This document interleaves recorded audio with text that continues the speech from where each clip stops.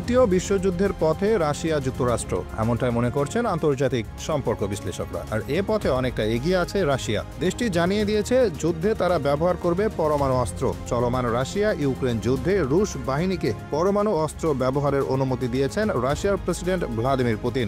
গত প্রায় 3 বছর ধরে চলা এই যুদ্ধে এই প্রথম এমন অনুমতি দিলেন পুতিন। 19 নভেম্বর যুদ্ধের 1000তম দিবস পার করছে রাশিয়া ইউক্রেন। আজকের দিনেই তিনি এ সংক্রান্ত একটি বিবৃতিতে স্বাক্ষর করেছেন বলে সাংবাদিকদের জানিয়েছেন পুতিনের মুখপাত্র এবং রুশ প্রেসিডেন্টের কার্যালয় ক্রেমলিনের প্রেস সেক্রেটারি পেসকভ।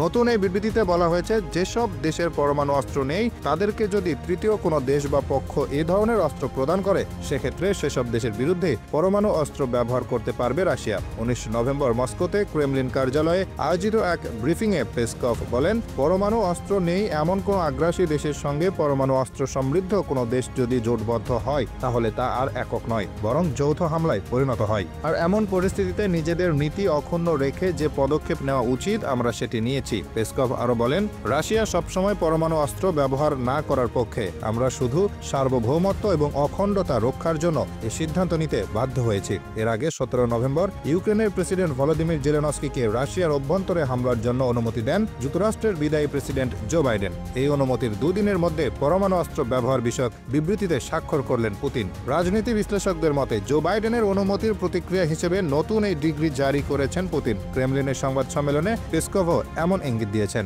ক্রিমিয়া উপদ্বীপকে রুশ ভূখণ্ড হিসেবে স্বীকৃতি প্রদান না করা এবং যুক্তরাষ্ট্রের নেতৃত্বাধীন সামরিক জোট ন্যাটোর সদস্য পদের জন্য তদবিরের জেরে কয়েক বছর টানাপোড়েনের পর গত 2022 সালের 24 ফেব্রুয়ারি ইউক্রেনের সামরিক অভিযান শুরু করে রুশ বাহিনী, যা এখনো চলছে। প্রেসিডেন্ট পুতিন নিজে এই অভিযানের নির্দেশ দিয়েছিলেন। এই অভিযানে গত প্রায় 3 বছরে উভয় পক্ষের হাজার হাজার সামরিক বেসামরিক মানুষ নিহত হয়েছেন। 2023 সালে মস্কো একাধিকবার ইঙ্গিত দিয়েছে যে কেভ শান্তি সংলাপে আসলে ইউক্রেনের সামরিক অভিযান বন্ধ করবে রুশ বাহিনী। কিন্তু ইউক্রেনের প্রেসিডেন্ট ভ্লাদিমির জেলেনস্কি পরিষ্কার জানিয়ে দিয়েছেন যে পুতিনের নেতৃত্বাধীন প্রশাসনের সঙ্গে কোনো প্রকার সংলাপে যাবে না। এই মর্মে প্রেসিডেন্সিয়াল ডিগ্রিও জারি করেছেন তিনি।